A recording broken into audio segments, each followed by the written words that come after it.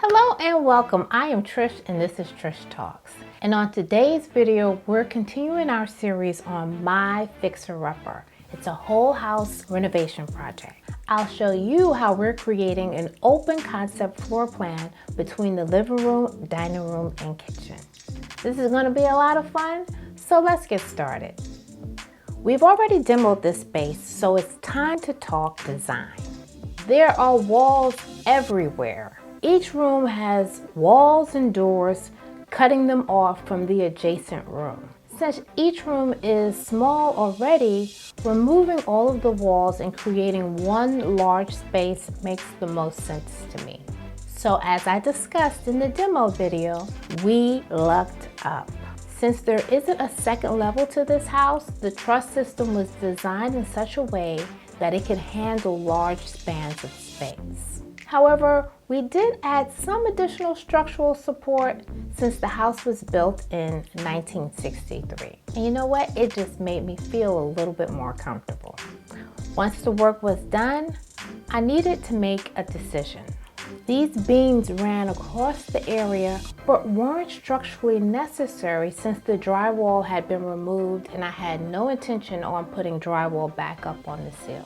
My designs called for exposed beams in this new open concept space. But my contractor suggested that he take one beam out so that I could see how the space would look without beams. And I loved it. Thank you, Jose. The beams are out. Now the center of the room went from 8 feet tall to 11 feet tall. Makes a huge difference. That wide open ceiling made a big impact on the way the space looks and feels. So after that, we put in insulation. When we removed the walls and opened up the ceiling, combining the rooms, it created a new center of the space. This meant that the window on the left side of the room didn't align with the open ceiling like the window on the right side.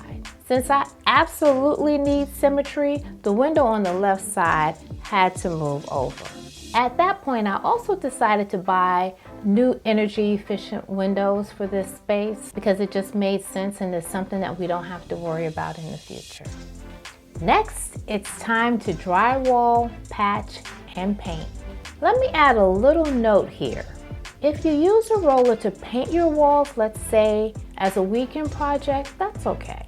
However, if you've hired a contractor to paint your walls and the contractor is still rolling on the paint, that's a problem. Your contractor should be spraying on the paint. It saves time and money. So if your contractor is rolling the paint on, I suggest you look for a new contractor.